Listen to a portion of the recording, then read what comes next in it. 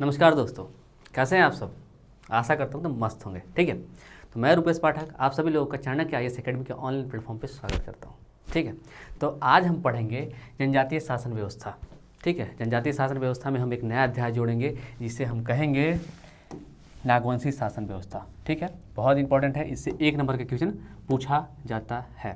ठीक है, तो हम आराम से पढ़ेंगे और सरल भाषा में पढ़ेंगे और ऐसा पढ़ेंगे कि आगे पढ़ने की आवश्यकता ना हो। ठीक है, चलिए तो स्टार्ट करते हैं हम जनजातीय शासन व्यवस्था में मुंडामान की शासन व्यवस्था। बहुत इंपॉर्टेंट है। ठीक है, और JPSC के पॉइंट ऑफ व्यू से तो बहुत इंपॉर्टेंट है। और रहा बात ये JSSC के पॉइंट ऑफ व्यू से, तो JSSC के पॉइंट ऑफ व्यू से भी इंपॉर्टेंट है। झारखंड में होने वाले सभी एग्जाम के लिए इंपॉर्टेंट है। ठीक है, झारखंड में जो भी एग्जाम होने वाले हैं आगामी, उन सभी के लिए बहुत इंपॉर्टेंट है। ठीक है, जनजातीय शासन व्यवस्था, इससे क्वेश्चन पूछे जाते हैं। ठीक है, तो आपको पढ़ना ही पड़ेगा। चलिए स्टार्ट करते हैं हम नागवंशी शासन व्यवस्था। ठीक है, चलिए, अगर आप लोगों ने इससे पहले का वीडियो नहीं देखा है जनजातीय शासन व्यवस्था का, तो आप डिस्क्रिप्शन बॉक्स में जाइए, वहाँ पे लिंक मिलेगा, वहाँ से आप हमारे वीडियो को एक्सेस कर सकते हैं। ठीक है, वो सारे वीडियो को पढ़िए, फिर उसके बाद यहाँ आइए। ठीक है, चलिए स्टार्ट करते हैं हम आज शासन व्यवस्था को पढ़ेंगे, नागवंशी शासन व्यवस्था, और कल हम इसका MCQ भी लगाएंगे। ठीक है, जिससे हमें मालूम चलेगा कि हम लोगों ने कितना पढ़ा है। ठीक है, और हमें कितना आता है। ठीक है, चलिए स्टार्ट करते हैं हम नागवंशी शासन व्यवस्था। ठीक है, चलिए स्टार्ट करते हैं ना, हिस्ट्री से स्टार्ट करेंगे, थोड़ा सा बेसिक पॉइंट ऑफ व्यू देखेंगे। ठीक है, और रूट स्ट्रक्चर देखेंगे, उसके बाद से हम शासन व्यवस्था को स्टार्ट करेंगे, जिससे क्या होगा ना, शासन व्यवस्था को समझने में हमें आसानी महसूस होगी। ठीक है, चलिए स्टार्ट करते हैं हम नागवंश। देखिए, नागवंशी शासन व्यवस्था, नागवंश के संस्थापक कौन है, तो फनी मुकुट राय। ठीक है, इन्हें आदि पुरुष भी कहा जाता है। क्या कहा जाता है, इन्हें आदि पुरुष भी कहा जाता है। ठीक है, इन्होंने 64 AD मतलब प्रथम शताब्दी में नागवंश की स्थापना की। इसके बाद से ही नागवंशी शासन व्यवस्था का आरंभ हुआ। ठीक है, तो नागवंशी शासन व्यवस्था को आरंभ करने का श्रेय किसे जाता है, तो फनी मुकुट राय। ठीक है, जिन्हें हम आदि पुरुष भी कहते हैं। ठीक है, 19 साल की उम्र में ये राजा बने थे। ठीक है, चलिए अब हम देखते हैं, थोड़ा उनका संक्षेप में इतिहास देखते हैं। ठीक है, थोड़ा सा इतिहास देखेंगे तभी हम बहुत अच्छे से समझ पाएंगे। देखिए, पहले क्या था ना, मैंने आपको पढ़ाया था कि राज्य निर्माण का कार्यक्रम किसने स्टार्ट किया था, मुंडाओं ने स्टार्ट किया था। ठीक है, एक सूतिया मतलब एक ऋषा मुंडा थे। ठीक है, ऋषा मुंडा ने राज्य गठन का कार्यक्रम स्टार्ट किया। सबसे पहले आए थे वो झारखंड में, उस समय असुर जनजातियाँ थी। ठीक है, तो असुर जनजातियों को उन्होंने पराजित किया और उसके बाद उन्होंने मुंडा राज्य की नींव रखी। ठीक है, तो पहले क्या था, मुंडा वंश आया, जिसमें ऋषा मुंडा थे, उन्होंने राज्य गठन की प्रक्रिया शुरू की। ठीक है, और उन्होंने राज्य का जो प्रमुख होता है, राजा होता है, वो सूतिया पाहन को बनाया। किन्हें बनाया, सूतिया पाहन को बनाया। ठीक है, और अपनी राजधानी को उन्होंने सूतिया नागखंड की स्थापना की। वो जो ऋषा मुंडा ने जो राज्य बनाया उसको हम सूतिया नागखंड कहते हैं, और जो नागखंड है उसकी राजधानी सूतियाम्बे है। ठीक है, राजधानी क्या है, सूतियाम्बे। इन्होंने राजधानी सूतियाम्बे रखी थी। ठीक है, इतना हो रहा था। अब भाई ये वंश चलते गया, ये मुंडा जनजातियों का जो वंश था वो चलते गया। इसमें जो अंतिम शासक थे, अंतिम शासक कौन है, मदरा मुंडा है। ठीक है, तो मंदरा मुंडा के टाइम में मुंडामान की शासन व्यवस्था प्रचलित थी। ठीक है, याद होगा मुंडामान की शासन व्यवस्था प्रचलित थी ये मंदरा मुंडा के टाइम में। ठीक है, तब मंदरा मुंडा के एक दंतक पुत्र थे। दंतक पुत्र मतलब गोद लिए हुए पुत्र थे। ठीक है, फनी मुकुट राय, और ये फनी मुकुट राय को अपना उत्तराधिकारी बनाना चाहते थे। ठीक है, तो फनी मुकुट राय को उत्तराधिकारी बनाना चाहते थे, तो इन्होंने अपने राज्य में राय मशवरा किया, अपने मंत्रियों से बात किया। उन्होंने कहा कि मैं अपने दंतक पुत्र फनी मुकुट राय को अपना राज्य देना चाहता हूँ। ठीक है, अपना उत्तराधिकारी घोषित करता हूँ। ठीक है, सब लोग मान गए और फनी मुकुट राय को 19 साल की उम्र में राजा बनाया गया। ठीक है, और ये क्या है, पहले गैर जनजातीय राजा है। ठीक है, पहले गैर जनजातीय, क्योंकि इन्हें गोद लिया गया था। इनकी कहानी भी बहुत दिलचस्प है। जब मैं आपको हिस्ट्री का चैप्टर पढ़ाऊंगा तो आराम से पढ़ाऊंगा, आपको पूरी समझ में आएगा। ठीक है, क्योंकि अगर मैं यहाँ पढ़ाने लगा तो समझ रहे ना, बहुत टाइम चला जाएगा। ठीक है, और टॉपिक से भी भटक जाएंगे अपन। तो इसको हम इसकी जो इतिहास है इसको हम दूसरे एपिसोड में कभी पढ़ लेंगे। ठीक है, चलिए, तो ये फनी मुकुट राय ने नागवंश की स्थापना की। किसकी, नागवंश की स्थापना की। ठीक है, और नागवंश की स्थापना करने के बाद भाई नागवंश की स्थापना तो हो गई, उसको चलाने के लिए कुछ शासन व्यवस्था भी तो चाहिए। जैसे मुंडाओं के पास मुंडामान की शासन व्यवस्था थी, उसी तरह नागवंशी को मतलब नागवंशी राज्य को चलाने के लिए एक नागवंशी शासन व्यवस्था का गठन किया गया, ठीक है। और इसकी राजधानी सुतियांबे को बनाया गया। सुतियांबे तो यहाँ भी थी और यहाँ भी मतलब राजधानी सेम रह गई, ठीक है। तो ये मैं आपको बता दूं कि ये मुंडामान की व्यवस्था किस में चेंज हो गया, तो ये नागवंशी शासन व्यवस्था में चेंज हो गया, ठीक है। कुछ नहीं हुआ, बस थोड़ा सा नाम चेंज हो गया। बाकी सारे जो अधिकारी हैं, थोड़े से अधिकारी बढ़ गए थे, क्योंकि फनी मुकुट राय गैर जनजातियों को अपना अधिकारी बनाए थे, ठीक है। ये गंगा मतलब बनारस के क्षेत्र से और गंगा किनारे के क्षेत्र से बहुत सारे अधिकारी को लेके आए थे और उनको शासन व्यवस्था का दायित्व दिए थे, ठीक है। तो इसको भी याद रखिएगा, ठीक है। तो मुंडामान की शासन व्यवस्था किस में परिवर्तित हो गई, तो नागवंशी शासन व्यवस्था में परिवर्तित हो गई, ठीक है। आप समझ गए होंगे, ठीक है। बहुत आसानी से समझाया हूँ और एक एक करके समझाया हूँ, ठीक। चलिए अब नेक्स्ट स्लाइड में हम देखेंगे कि इसका इतिहास थोड़ा सा और, ठीक है। अब देखिए थोड़ा सा आप डिस्क्रिप्टिव टाइम देख लीजिए, ठीक है। अब देखिए नागवंश की स्थापना किसने किया, मतलब मुंडा राज्य, ठीक है। और उत्तराधिकारी के रूप में आए थे कौन, तो फनी मुकुट राय, ठीक है। तो आप आराम से पढ़िएगा कि नागवंश की स्थापना मुंडा राज्य के उत्तराधिकारी पर हुआ था, ठीक है भाई। दंतक पुत्र थे, अपना उत्तराधिकारी किसको बनाए थे वो, तो फनी मुकुट राय को अपना उत्तराधिकारी बनाए थे, ठीक है। तो अब देखिए इसीलिए जो नागवंशी राजा थे वो मुंडा को अपना बड़ा भाई मानते थे, ठीक है। इसीलिए भू व्यवस्था एवं शासन व्यवस्था में सभी जो भू व्यवस्था और शासन व्यवस्था थी सभी मुंडाओं की तरह ही चलती रही, ठीक है। ये कब तक चलती रही, 16वीं शताब्दी तक चलती रही। मतलब 16वीं शताब्दी तक इसमें कोई चेंज नहीं हुआ, मतलब देखा जाए तो जैसा मुंडामान की शासन व्यवस्था था उसी प्रकार नागवंशी शासन व्यवस्था स्टार्ट था, ठीक है। अब देखिए 16वीं शताब्दी के बाद मुगल का आगमन हुआ, यहाँ पे हमारे राज्य में मुगल का आगमन हुआ। जब मुगल आए तो मुगलों ने शासन व्यवस्था में हस्तक्षेप शुरू कर दिया, ठीक है। और वो यहाँ से नजराना वसूलने लगे, ठीक है, नजराना वसूलने लगे। और सन 1616 में नागवंशी राजा दुर्जन साल को नजराना ना देने के कारण जहांगीर ने 12 साल बंदी बनाकर ग्वालियर के किले में उन्हें रखा, ठीक है। और जब ये मान गए कि मैं 6000 रुपये आपको दूंगा हर एक साल, तब इनको छोड़ा गया है। समझ गए आप संक्षिप्त में। चलिए मैं आपको संक्षिप्त में पूरा स्ट्रक्चर से बताता हूँ इसी कहानी को, ठीक है। अब देखिए क्या हुआ, देखिए नजराना दुर्जन साल नहीं दिए, ठीक है। तो उनको क्या किया, जहांगीर गिरफ्तार करा लिया, गिरफ्तार करा के कहाँ रखा, ग्वालियर के किला में। कितने साल, 12 साल। 12 साल बाद उनको क्या किया, छोड़ दिया। कब, 1627 में। और कब छोड़ा, जब वो 6000 रुपये वार्षिक कर देने के लिए राजी हो गए तब छोड़ा, ठीक है, समझ गया। अब देखिए उसके बाद बदलाव आया, क्योंकि पहले जो थी वो लोग तो नजराना वसूलते नहीं थे, तो भाई नजराना वसूलने के लिए कुछ तो बदलाव किया जाना चाहिए ना। तो देखिए नागवंशी शासन व्यवस्था में क्या बदलाव हुआ, ठीक है।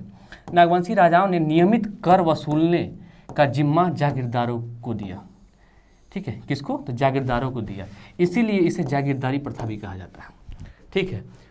इसमें क्या हुआ, जागीरदार एक नए किरदार के रूप में आए जो क्या करते थे, नजराना वसूल करते थे, ठीक है। इतना चेंज आया, देखिए चेंज कैसे कैसे आया, ठीक है। अब देखिए फिर चेंज देखिए, ये तो मुगल काल में हो गए। अब क्या आ गए, अंग्रेज आ गए।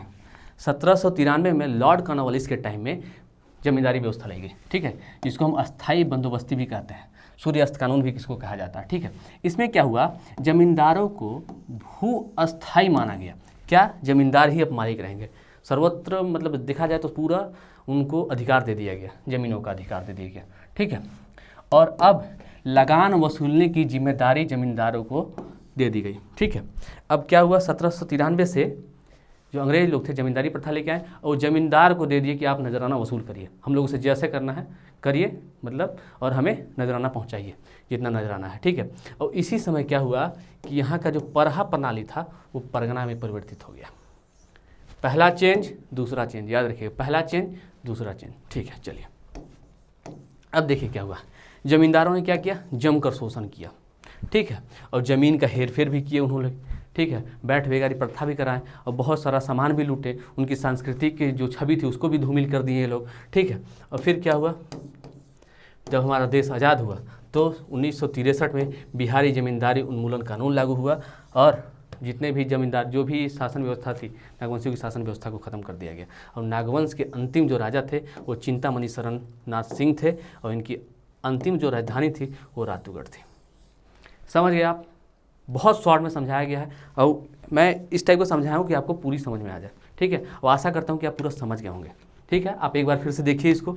ठीक, अगर आपको स्क्रीनशॉट लेना है तो आप स्क्रीनशॉट भी ले सकते हैं। ठीक है, तो मैं पानी पी लेता हूँ।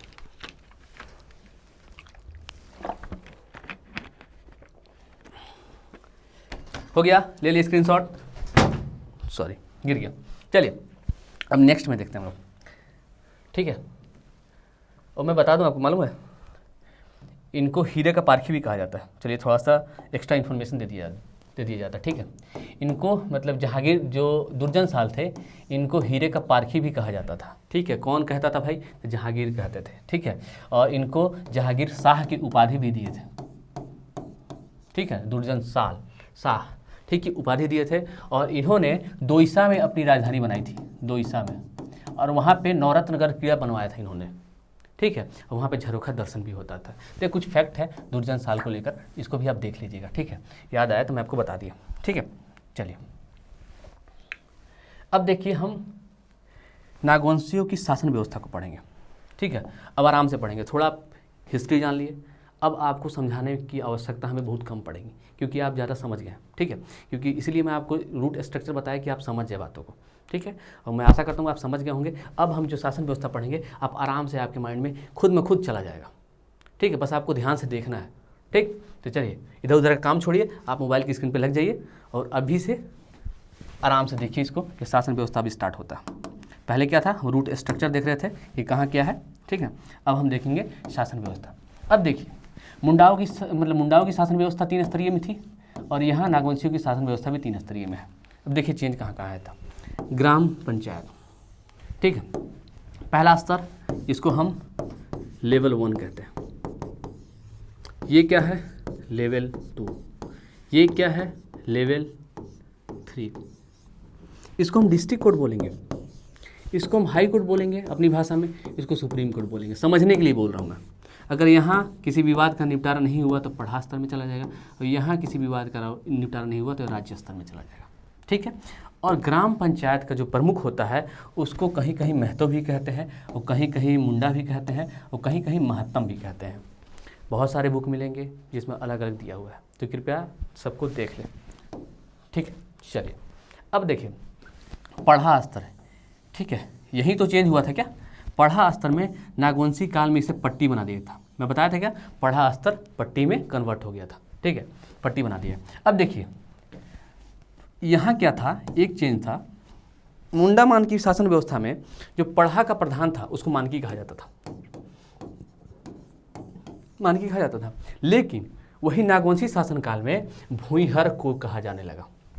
मानकी किसको कहा जाने लगा? भूइहर को। मानकी के स्थान पे भूइहर आ गया। ठीक है, बस नाम चेंज हुआ है, बाकी कार्यक्रम सब एक ही है, इनका भी कार्य सेम है। ठीक है, अब देखिए ये जागीरदार आ गया। ये जागीरदार कब आए थे? मैं आपको बता, नियमित कर वसूलने के लिए आए थे। कब आए थे? तो मुगलों के टाइम आए थे। मुगलों के टाइम ये नियमित कर वसूलने के लिए आए थे। इनको आर्थिक प्रशासन की जिम्मेदारी दी गई थी। आर्थिक प्रशासन मतलब रुपया पैसा, समझ रहे ना? ये देखिए इसके लिए नोट लिख दिया में है कि नागवंशी काल में भूमिहार, एक राइटर भी कुछ भी लिख देता। ठीक है, इसे भूइहर क्या है यार, ये कैसे लिखते हैं? भूइहर शासन व्यवस्था भी कहा जाता है। नागवंशी काल में ये देखो भूइहर है ना,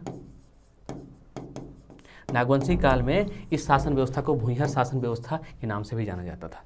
ठीक है, थोड़ा सा ये गलत हो गया है, मतलब मेरे को लगता है कि थोड़ा शब्द में त्रुटि हो गई है।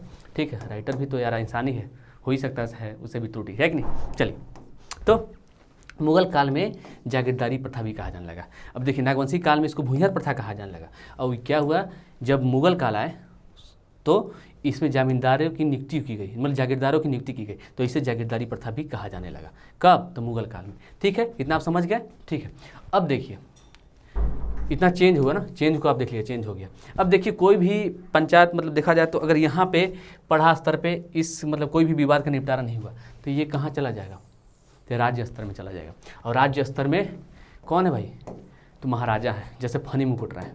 तो फनी मुकुट राय अंतिम एवं सर्वमान्य निर्णय लेंगे, वो सबको मानना पड़ेगा। ठीक है, आप समझ गए। प्रथम स्तर, द्वितीय स्तर, तृतीय स्तर। प्रथम स्तर में चेंज देख लीजिए, नागवंशी काल में भूयर कहा जाता था, और फिर जब कैदी बना लिए दुर्जन साल को, तब जागीरदारों की नियुक्ति हुई, तो इसे जागीरदारी प्रथा भी कहा जाने लगा। ठीक है, अब समझ गए। चलिए, आशा करता हूँ समझ गए होंगे। ठीक है, चलिए नेक्स्ट देखता हूँ। अब हम इसके मतलब इनके अधिकारी को देखेंगे, कितने अधिकारी थी, क्या काम था। ठीक है, क्योंकि इससे क्वेश्चन बनते ही हैं। चलो ये क्लियर कर दो ना। चलिए, अगर आपको स्क्रीनशॉट लेना हो तब ले सकते हैं। ठीक है, मानकी के स्थान पर कौन आया था, भूयर। चलिए, तो हम देखेंगे पहले ग्राम स्तर, ठीक है, फिर पढ़ा स्तर, फिर राज्य स्तर। ठीक है, तो ग्राम स्तर को ग्राम पंचायत भी कहते हैं, और इसके प्रमुख अधिकारी को हम देखेंगे। देखिए कितने सारे इसके प्रमुख अधिकारी हैं। ये तो कम है, बस बहुत में क्या है ना, बहुत शॉर्ट को लिखा हूँ, जो इंपॉर्टेंट है उतने। ठीक है, अगर देखा जाए तो बीपी केसरी की एक पुस्तक है। ठीक है, बीपी केसरी जी की एक पुस्तक है, छोटा नागपुर का इतिहास। छोटा नागपुर का इतिहास, इसमें क्या है ना, 22 अधिकारियों का वर्णन किया गया है। ठीक है, तो 22 अधिकारी तो हम पढ़ेंगे नहीं। ठीक है, तो हम क्या करेंगे, हम पढ़ेंगे बस कुछ अधिकारी जो इंपॉर्टेंट है हमारे लिए। ठीक है, जो आ सकते हैं। ठीक है, 22 को पढ़ने जाएंगे तो समझ रहे ना आप, बहुत टाइम लग जाएगा, और ये उतनी ज़रूरी भी नहीं है। जो जो इंपॉर्टेंट है उसको मैं लिखा हूँ। ठीक है, उसी लिख हम पढ़ेंगे। ठीक, तो चलिए ग्राम पंचायत में अब देखिए, ग्राम पंचायत के प्रमुख या मुखिया को क्या कहते हैं, महतो भी कहते हैं, मुंडा भी कहते हैं, और महत्तम भी कहते हैं। ठीक है, कहीं कहीं इसको मुंडा कहते हैं, कहीं कहीं महत्तम कहते हैं, और कहीं कहीं महतो भी कहते हैं। ठीक है, तो इसको आप ध्यान में रखिएगा, हर एक बुक में आपको अलग अलग मिल सकता है। ठीक है, कलर चेंज कर ले रहा हूँ, हर एक बुक में क्या है, अलग अलग मिल सकता है। ठीक, तो इसको आप याद रखिएगा। ठीक है, अब चलिए नेक्स्ट देखिए, नेक्स्ट अधिकारी क्या है। नेक्स्ट अधिकारी है भंडारी। ये तो नाम से ही पता चल रहा है भंडारी है।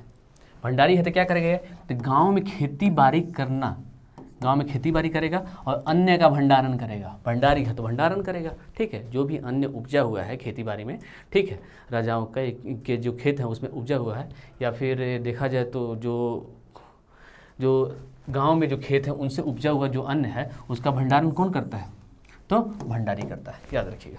ठीक है, चलिए नेक्स्ट देखिए, भंडारिक। भंडारिक तो ये क्या है, भंडार गृह का प्रहरी है। मतलब एक, जैसे कि ये भंडारण है, ठीक है, यहाँ पे भंडार हो रहा है, ये बोरी रख दी, तो भाई इसका कोई प्रहरी रहना चाहिए ना, नहीं तो कोई चोरा के ले जाएगा, कोई चोर आएगा उठा के ले जाएगा। ठीक है, तो इसके लिए कौन है भाई, तो भंडारण का प्रहरी, तो भंडारी कहा जाता है। ठीक है, इसको आप याद रखिएगा। अब नेक्स्ट देखिए, गुड़ैत। गुड़ैत कौन है भाई, संदेशवाहक। संदेशवाहक मतलब है कि ये गांव की जनता का जो भी प्रश्न होगा, जो भी विवाद होगा, उसको लेके जाएगा ऊपर। किसको बताएगा भाई, तो जो भी प्रमुख है उसको बताएगा। ठीक है, और जो प्रमुख है ना, जैसे जो प्रमुख हो, जैसे महत्तम मुंडा जो भी हो, अगर वो प्रमुख है, वो अपनी कुछ बात को बताता है, तो उसको गांव तक पहुंचाने का कार्य कौन करेगा, तो गुड़ैत। ठीक है, याद रखिएगा। और ये सहायता भी करता है, ये लोगों का सहायक भी है। कौन है, सहायक भी है, ये सहायक भी, सहायता भी करता है। ठीक है, इनके जितने भी कार्यक्रम होते हैं, सामाजिक, आर्थिक, राजनीतिक जितने भी अधिकार है, उन सभी में ये किसको सहायता प्रदान करता है, महतो, चाहे मुंडा चाहे महत्तम, किसको भी ये देता है, सबको देता है, सबको सहायता देता है। ठीक है, जरूरत आने पे। तो चलिए अमीन तो हम लोग आज भी समझते हैं उनके। अमीन क्या करता है, भूमि का नाप करने वाला कहलाता है। भूमि की नाप करेगा कौन, तो अमीन। आजकल देखा जाए तो दूसरे स्टेट में इसको पटवारी भी कहते हैं, पटवारी सुने भी हो गया आप लोग, है कि नहीं। चलिए चौधरी क्या है भाई, तो चौधरी के कार्य को यहाँ डिस्क्राइब नहीं किया गया। मैं तो बहुत सारे बुक में पढ़ा मगर चौधरी का कार्य बताया नहीं गया, लेकिन ये सहायक होता है। एक बुक में हमें प्राप्त हुआ कि ये सहायक होता है। ठीक है, किसका, तो महतो का भी सहायक होता है, मतलब माइनर तौर पे, ऐसा नहीं कि पूरा सहायता करेगा।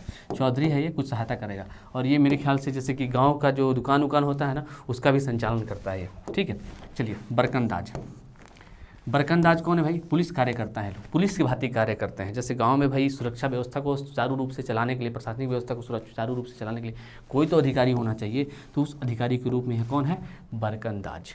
ठीक है, चलिए पांडे। ये पांडे वकील टाइप काम करते हैं। ठीक है, ये पांडे वकील टाइप काम करते हैं, और किसी बुक में आपको सचिव टाइप काम करते हैं। कोई भी बुक मिलेगा उसमें सचिव भी लिखा रहता है। ठीक है, तो इसको आप ध्यान दीजिएगा। ठीक है, चलिए अब नेक्स्ट देखिए, नेक्स्ट कौन है, घटवार का क्या काम है भाई, तो दंड की सामग्री संग्रह करने वाला। मतलब दंड की सामग्री मतलब जैसा भी दंड अगर सुनाया गया है, ठीक है, उस दंड को इम्प्लीमेंट करने का कार्य कौन करेगा? घटवार करेगा। कौन करेगा? तो घटवार करेगा। ठीक है, तो आप समझ गए कि किसका क्या क्या काम है। अब चलिए हम इसके बाद चलेंगे राज्य स्तर में। हम लोग लेवल 1 देख लिए, लेवल 1 के अधिकारी देख लिए। वैसे तो इसमें कितने अधिकारी हैं? 22। कहाँ पे वर्णन है इसका? छोटा नागपुर के इतिहास में, बीपी केसरी लिखे हैं उसमें। ठीक है, चलिए नेक्स्ट देखते हैं। चलिए नेक्स्ट स्तर देखिए, लेवल 2 इसको बोलेंगे। क्या है ये? लेवल 2। लेवल 2 को हम लोग क्या बोलते हैं? High court. अपने समझने के लिए हाई कोर्ट। ठीक है, अपने समझने के लिए हाई कोर्ट बोलते हैं। चलिए तो अब देखिए, पढ़ा स्तर को पट्टी स्तर में बदल गया था। ये याद है कि नहीं? चेंजिंग हुआ था कि नहीं? ये चेंज हुआ था, पढ़ा स्तर पट्टी स्तर में बदल गया था जागीरदारी प्रथा के टाइम। ठीक है, चलिए अब इसके प्रमुख अधिकारी को देखिए। भूईहरी, भूईहर बोलते हैं इसको, भूईहरी नहीं, भूईहर, भूईहरी व्यवस्था बोलते हैं, भूईहर। अब देखिए, नागवंशी जब काल था उस समय मानकी के स्थान पे भूईहर को लाया गया था, बस नाम चेंज हुआ था, बाकी कार्यक्रम सब सेम था, कार्यभार सब सेम था। ठीक है, तो नागवंशी काल में मानकी को भूईहर के नाम से जाना जाता था। ठीक है, मानकी को भूईहर के नाम से जाना जाता था। न्यायिक एवं राजनीतिक अधिकार था इसको। क्या था? न्यायिक और राजनीतिक अधिकार था। साथ में ये अगर 2 गाँव में विवाद हो गया ना, उसका भी निपटारा ये करता था। जैसे 1 गाँव 2 गाँव। ठीक है, अब इधर से रास्ता जा रहा है, अब ये बोल रहा है कि इस रास्ते का टैक्स मैं लूँगा, ये बोला इस रास्ते का टैक्स मैं लूँगा, तो इसका ये जो विवाद हो गया ना, उसका भी निपटारा परहा पंचायत में होता था। ठीक है, तो याद रखिएगा। ठीक है, तो मतलब अंतर ग्रामीण पंचायतों का निपटारा करेंगे, विवाद का निपटारा। ठीक है, अब देखिए जागीरदार, ये तो नया शब्द देखने को मिला। तो जागीरदार कब आए थे? तो मुगल काल में, मुगल काल में ये आए थे। और किस लिए आए थे बताइए? नजराना वसूलने के लिए। ठीक है, तो ये क्या करते थे? लगान की वसूली करते थे। ठीक है ना, मतलब देखा जाए तो लगान ये वसूल करके मुगलों को भेजा करते थे। क्या थे? इनको आर्थिक अधिकार प्राप्त था। ठीक है, न्यायिक और प्रशासनिक अधिकार भूईहर को प्राप्त था, लेकिन आर्थिक अधिकार जागीरदार को प्राप्त था। समझ गया? बस यही कन्फ्यूजन। चलिए, और इसके नेक्स्ट अधिकारी पाहन होते हैं, जो आयोजन का व्यवस्था करेगा। ठीक है, जैसे भोग, बलि, प्रसाद, विवाह, अनुष्ठान, ये सब जो है ना, ये सब कार्य कौन करेगा? तो पाहन करेगा, मतलब ये धार्मिक प्रधान है। ठीक है, याद रहे, देख लीजिए। ठीक है, अब चल, अगर आपको स्क्रीनशॉट लेना हो तो स्क्रीनशॉट भी आप ले सकते हैं। ठीक है, ये है अधिकारी। चलिए अब नेक्स्ट स्लाइड में हम राज्य स्तर को पढ़ेंगे, मतलब लेवल 3, जिसको हम सुप्रीम कोर्ट भी बोलते हैं। देखिए नेक्स्ट स्लाइड। नेक्स्ट स्लाइड क्या है? राज्य स्तर। क्या है? राज्य स्तर। इसको हम अपनी भाषा में अगर समझ सकते हैं तो सुप्रीम कोर्ट है। इसका जो निर्णय होगा अंतिम होगा, अंतिम होगा और सर्वमान्य होगा। इसका निर्णय मानना ही पड़ेगा। ठीक है, और इनके जो, जैसे कि इसमें क्या होता है ना, महाराजा होते हैं सबसे सर्वोच्च। अगर महाराजा बोल दिए तो वो कार्य होगा ही होगा। ठीक है, तो याद रखिए ये सुप्रीम कोर्ट की भांति कार्य करता है। ठीक है, अब चलिए, अब क्या देखते हैं हम कि इसमें जो जो अधिकारी होते हैं उसको पढ़ते हैं। ठीक है, ध्यान से पढ़िएगा। ठीक है, इजी तो लग ही रहा होगा। चलिए, इजी तो लग ही रहा होगा, क्योंकि मैंने इतने डायग्राम के थ्रू आपको बताया है कि आपको समझने में आसानी हो। ठीक है, बहुत इजी तरीके से है। ठीक है, इजी वे में भी है। चलिए, आप समझने का बस थोड़ा सा प्रयास करिए। क्या ना, सरल भाषा में पढ़ेंगे उतना ही पढ़ेंगे जितनी ज़रूरी है यार। स्मार्ट तरीके से पढ़ना जरूरी है, क्योंकि समझ रहे ना आप, अगर कम समय में रिजल्ट चाहिए तो स्मार्ट तरीके से पढ़िए। ऐसा पढ़िए कि दिमाग में बैठ जाए। ठीक है, दूसरी बार पढ़ने की आवश्यकता ना पड़े। अगर नहीं समझ में आता ना, 2 बार रिवीजन करिए सीखा, 2 बार वीडियो देखिए, 3 बार देखिए, 4 बार देखिए, फिर उसके बाद MCQ लगाइए। क्यों समझ नहीं आएगा? इंसान से बढ़ के कुछ बताइए। ठीक है, तो इसका देखिए, इसके अधिकारी देखते हैं। तो ये देखिए, राज्य स्तर में नागवंशी परिवार। ठीक है, जो नागवंशी परिवार के लोग भी होते हैं ना, वो भी अधिकारी के रूप में होते हैं इसमें। ठीक है, तो चलिए पहला देखिए, पहला यहाँ देखते हैं, सॉरी पेन ले लो। पहला यहाँ देखिए, कुछ राज परिवार के सदस्य होते हैं, जैसे कुंवर, लाल, ठाकुर, ये सब क्या होते हैं? परिवार के सदस्य होते हैं। जैसे कुंवर सिंह नहीं होता, कुंवर विजेंद्र प्रताप सिंह, इस टाइप के होते हैं कि नहीं। लाल भी होता है, लाल को वकील भी कहा जाता है। ठीक है, ये वकील की भांति टाइप कार्य करते हैं। ठाकुर प्रसाद, समझ रहे हैं ना आप? ये सब ये है ना, ये तीनों ये परिवार के लोग होते हैं। इन सब पदों पे परिवार के लोग ही बैठते हैं। ठीक है, और क्या करते हैं? प्रशासनिक, न्यायिक, आर्थिक मामलों में अपने महाराजा को सुझाव देते हैं। ठीक है, चलिए ये तो घर की बात हो गई। जैसे इसको कह सकते हैं किचन कैबिनेट हो गया ये, समझ रहे हैं? इसको किचन कैबिनेट बोल सकते हैं। ठीक है, चलिए अब देखिए, अब जो अन्य अधिकारी हैं, अन्य अधिकारी देखिए, अन्य अधिकारी कौन कौन है। ठीक है, अन्य अधिकारी देख सकते हैं 3 है। दीवान क्या करेगा? वित्तीय मामलों का प्रमुख होगा। वित्तीय मामले मतलब रुपया पैसा का जितना भी कार्यभार होगा, कितना नजराना आ रहा है, कहाँ जा रहा है, कहाँ खर्च हो रहा है पैसा, कहाँ रोड बन रहा है, कौन सा बिल्डिंग बन रहा है, कहाँ राजपाट कैसे चलाना है, उसमें क्या खर्च आने वाला है, ठीक है, सैनिकों का वेतन, ये सब कौन देखेगा? तो ये सब दीवान देखता है। वित्तीय मामलों का ये प्रमुख है। ठीक है, ठीक है। ये देखो कोतवाल। तो कोतवाल कौन है? पुलिस की भांति कार्य करते हैं। अब भाई राजा है, राजा के कुछ सेनापति होंगे ना, सेना तो होगा ना, ठीक है, वो पूरा प्रशासनिक व्यवस्था चलाएगा ना, इसलिए कोतवाल की नियुक्ति की जाती है। ठीक है, तो आप समझ गए पुलिस की भांति कौन कार्य करेगा? कोतवाल। अब हो जाते हैं पांडे। पांडे क्या करते हैं भाई? संदेश वाहक के रूप में कार्य करते हैं। ठीक है, जैसे महाराजा का संदेश कहीं दूसरी जगह पहुंचाना हो जाए, ठीक है, पढ़ा में पहुंचाना हो जाए या फिर गांव में पहुंचाना हो जाए, तो वो कार्यक्रम कौन करेगा? ये पांडे करते हैं। या फिर किसी गांव का जो विवाद है उसको मतलब उसको राजा तक पहुंचाने का कार्यक्रम कौन करेगा? तो ये करेगा पांडे। ठीक है, तो याद रखिएगा, इतने इसके अधिकारी हैं। ठीक है, अब ये क्या है? ये घर के अधिकारी हैं, मतलब घर के ही लोग, राज परिवार के ही लोग कुंवर लाल ठाकुर के रूप में रहते हैं। ठीक है, इतना आप समझ गए। अब चलिए, और इसका जो मेन प्रमुख देखा जाए तो सबसे प्रमुख, ये सब तो अधिकारी हो, सबसे प्रमुख कौन होगा? सबसे प्रमुख होते हैं महाराजा। कौन होगा सबसे प्रमुख? महाराजा। जैसे फनी मुकुट राय, सबसे ऊपर सर्वोच्च, इनका निर्णय अंतिम और सर्वमान्य। ये अगर निर्णय दे दिए तो मतलब मामला खत्म वहीं। ठीक है, चलिए, तो ये हो गया राज्य स्तर। ठीक है, ठीक है, राज्य स्तर हो गया, और यहीं पे आपका नागवंशी शासन व्यवस्था खत्म हो गया। ठीक है, अगर इसका आपको PDF चाहिए होगा तो आप जा सकते हैं चाणक्य IAS एकेडमी के टेलीग्राम चैनल पे। ठीक है, वहाँ आपको मिल जाएगा इसका PDF। ठीक है, आप यहाँ से स्कैन भी कर सकते हैं QR कोड। ठीक है, ये रहा आपका QR कोड को स्कैन करिए, आप इनके टेलीग्राम चैनल पे पहुँच सकते हैं, इनको फेसबुक पे फॉलो भी कर सकते हैं, और यूट्यूब चैनल भी है जिसके थ्रू आप हमें अभी देख रहे हैं। ठीक है, और इंस्टाग्राम में भी फॉलो कर सकते हैं, यहाँ अपडेट मिलते रहता है कि कब मॉक टेस्ट होने वाला है, कब नहीं होने वाला है, क्या क्या है। ठीक है, कौन सी क्लास कब स्टार्ट होगी। ठीक है, तो जाइए और अभी जल्दी से इसे ज्वाइन कर लीजिए। ठीक है, चलिए हम कल मिलते हैं फिर एक नई शासन व्यवस्था के साथ। तब तक के लिए धन्यवाद। हंसते रहिए, मुस्कुराते रहिए और पढ़ते रहिए। ठीक है, चलिए धन्यवाद।